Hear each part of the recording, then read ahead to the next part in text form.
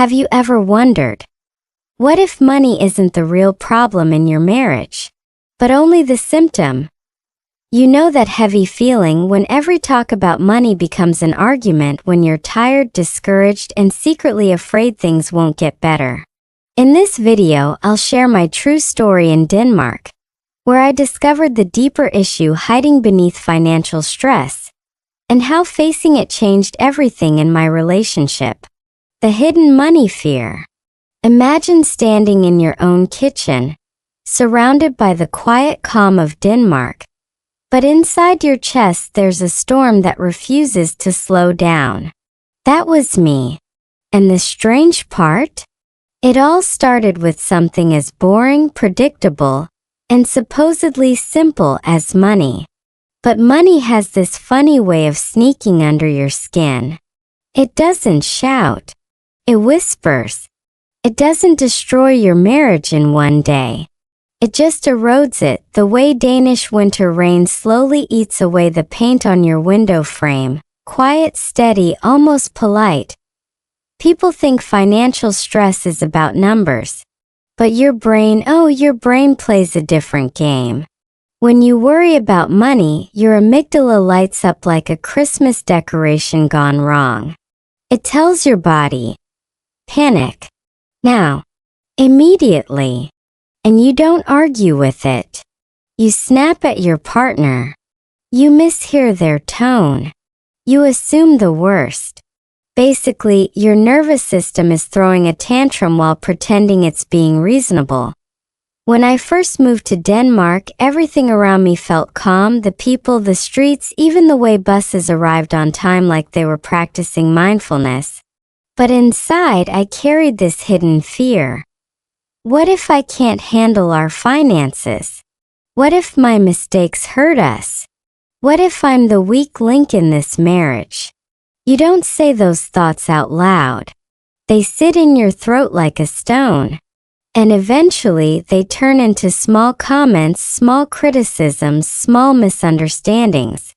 The kind you pretend don't matter. Until they suddenly do. There's a psychological term for this. Emotional displacement.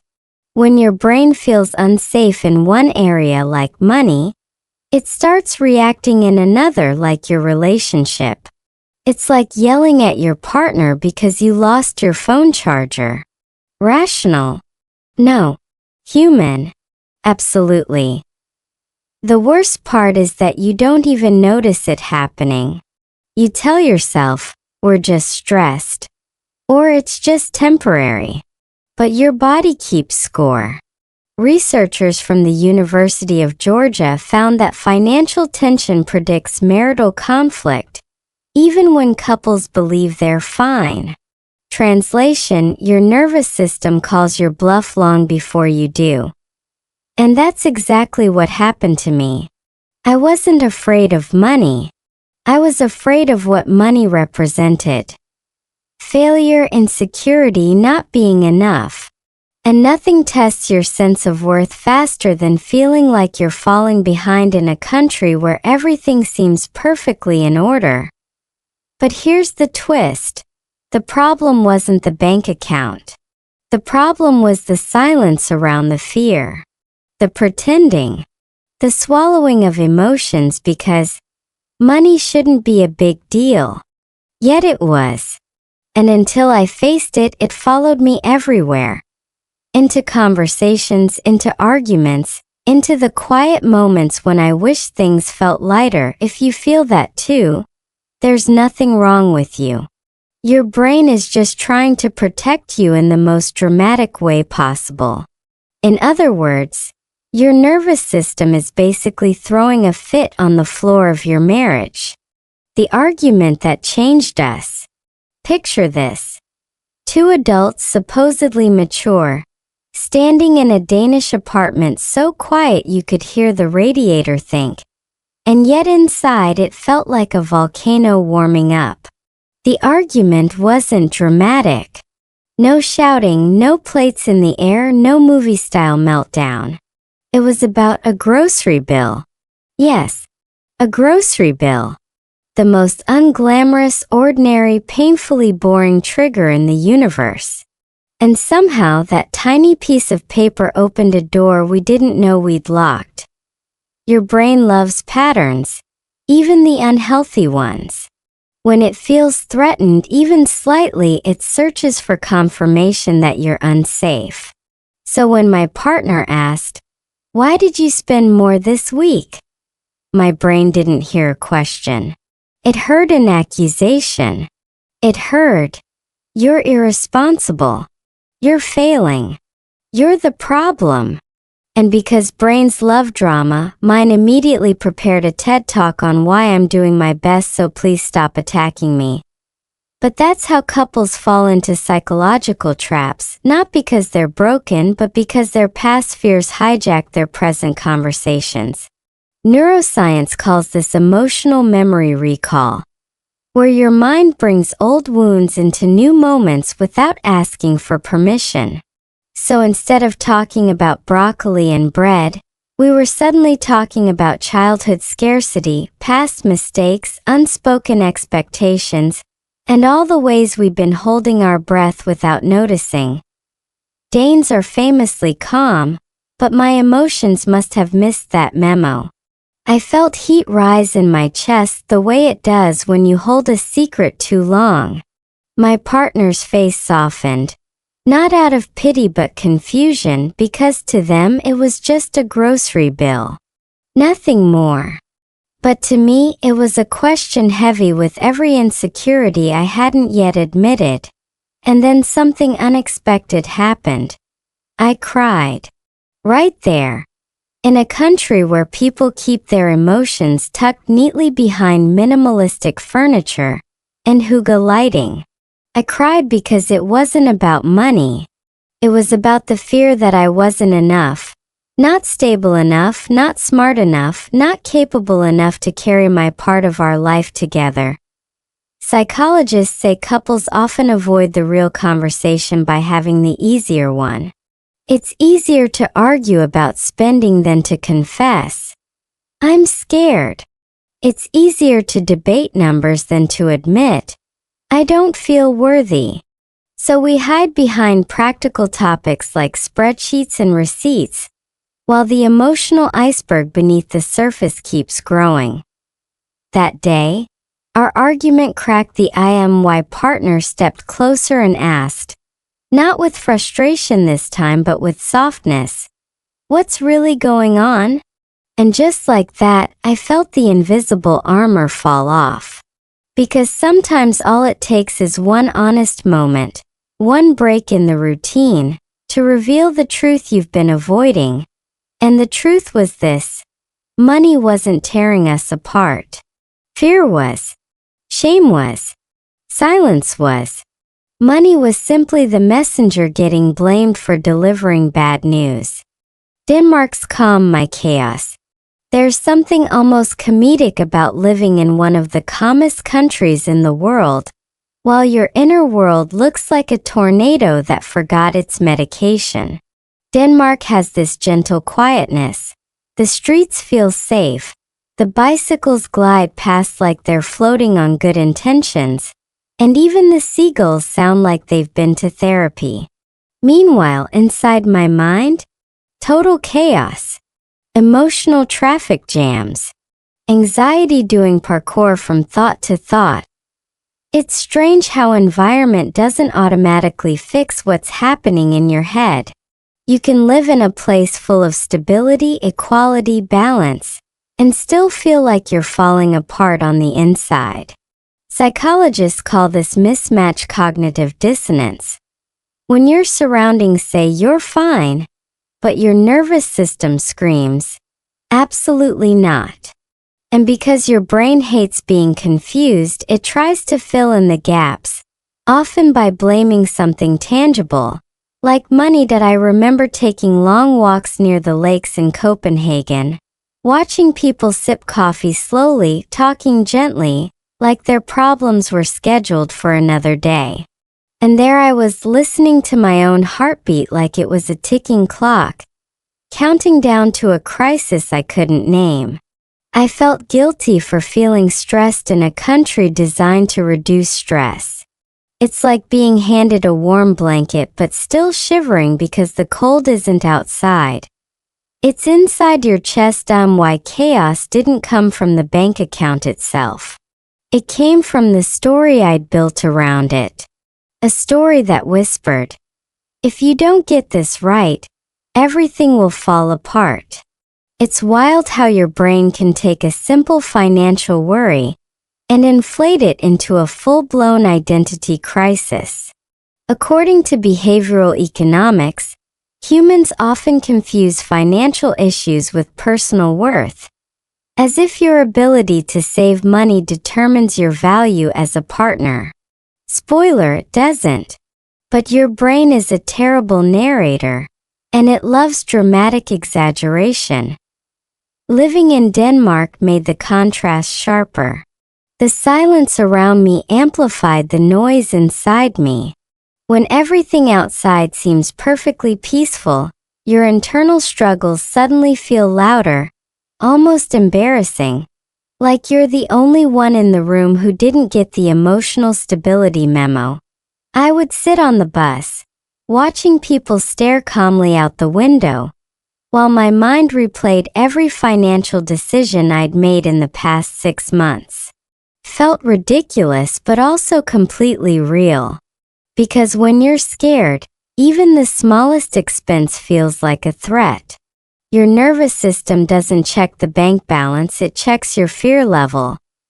And that's when it hit me, the problem wasn't Denmark, wasn't the grocery bills, wasn't the cost of living. The real issue was that I had never learned how to feel safe inside my own decisions. My chaos wasn't a reaction to the world. It was a reaction to myself. In other words, Denmark was calm. I was the storm.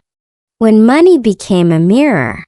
There's a strange moment in every relationship when something ordinary suddenly turns into a mirror. For us, that mirror was money. And let me tell you, money is a brutally honest mirror. It shows you fears you didn't want to admit, expectations you didn't know you had, and insecurities you thought you'd buried under years of pretending to be fine. One morning while sorting through receipts, I realized something unsettling. None of our tension was actually about the numbers. The math was boringly normal. The expenses made sense. Nothing was spiraling.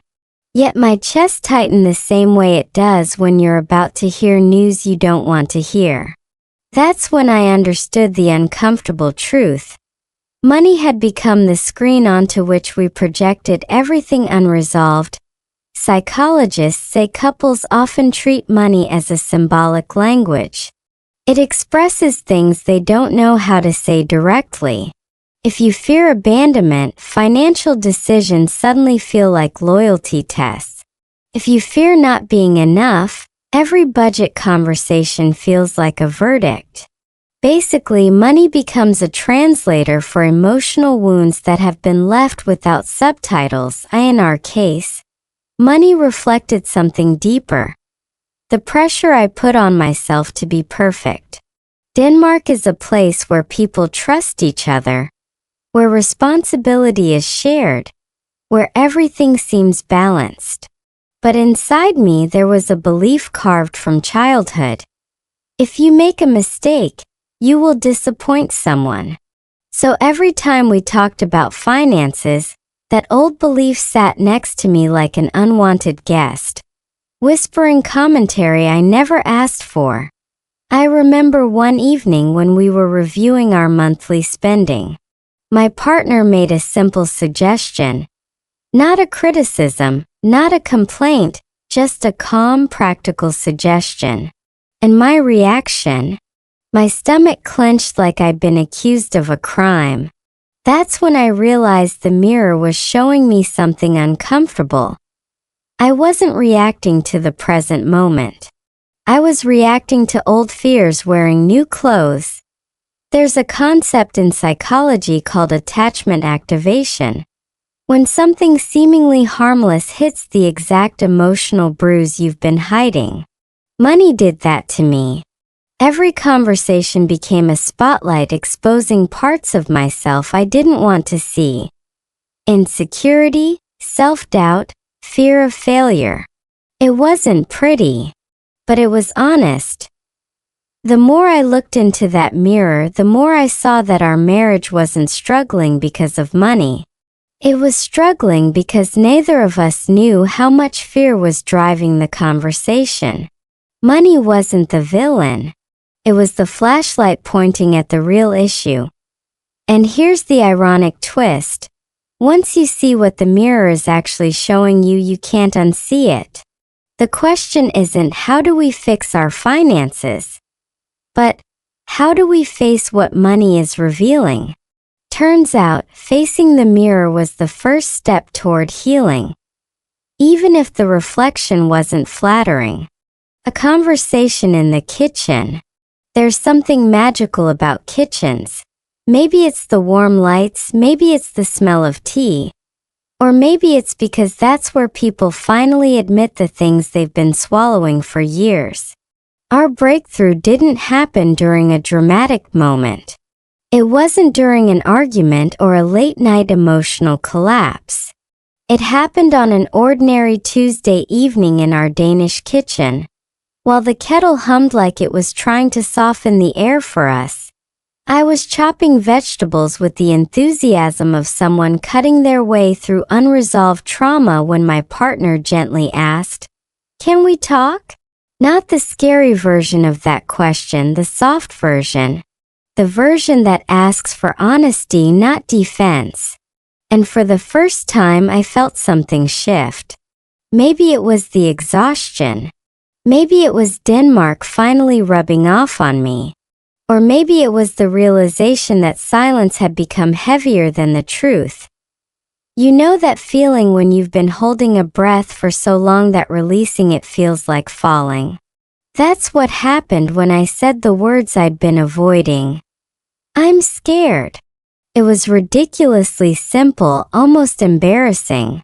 But the moment it left my mouth, my whole body reacted like someone had finally turned off the emergency alarm inside my chest.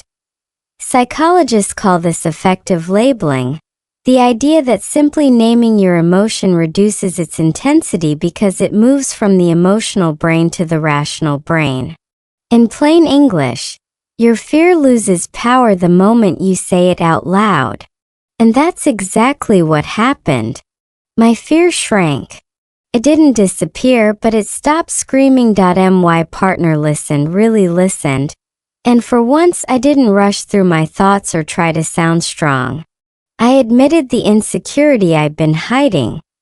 That every financial conversation made me feel like I was being evaluated, measured, judged. Not by them, but by the ridiculous expectations I'd set for myself.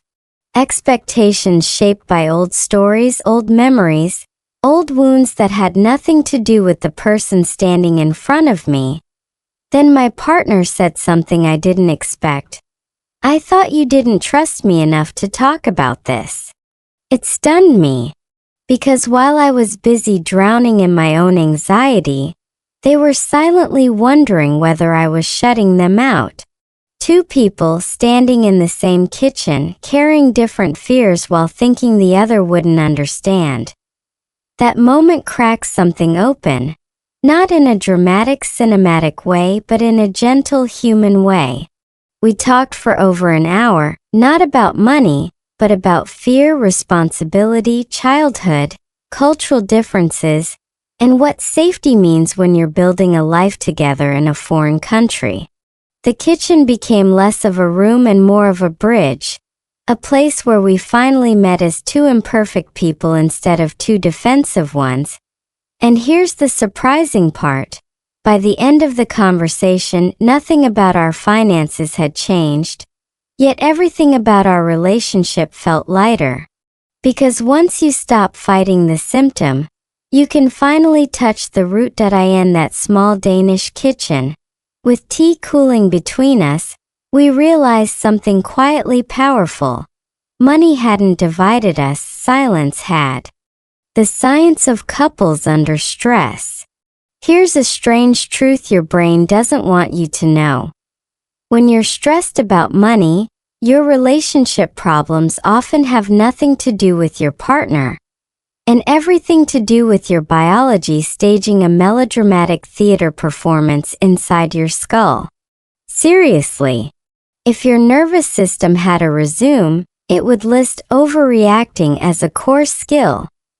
There's a psychological phenomenon called threat sensitivity, where your brain becomes hyper-alert the moment it senses instability, even tiny instability. And financial stress is the kind of instability your brain absolutely despises. It treats a minor budgeting issue the same way it would treat a lion charging at you. That's why couples under money stress suddenly talk faster, assume the worst, and hear criticism where none exists. It's not immaturity. It's neurochemistry auditioning for a drama award. Researchers at UCLA found that when couples experience financial strain, their cortisol levels spike, which reduces empathy and increases defensiveness. Translation: your body literally shuts down the part of your brain responsible for understanding your partner and boosts the part designed for arguing with imaginary enemies. No wonder even choosing which brand of milk to buy turns into a philosophical debate about responsibility and loyalty. For me, living in Denmark amplified this dynamic. When you're in a country known for stability, fairness, and social trust, your brain expects you to be calm, which makes it even more chaotic when you're not. It's like your nervous system is saying, "Everyone else is fine. Why aren't you?" Panic harder. And panic it did. I remember days when a simple bill would arrive in the mailbox and I'd feel my heartbeat jump as if the envelope contained a death threat instead of numbers. Another fascinating concept is attachment stress response. If you grew up equating financial security with emotional safety, and many of us did, then money challenges feel like relationship challenges. When the budget feels tight, your brain interprets it as your relationship is at risk, even if your partner hasn't said a single negative word.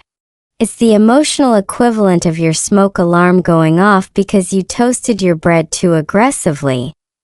Your partner becomes part of the stress loop, not because they caused it, but because your brain links them to the environment where the threat appears.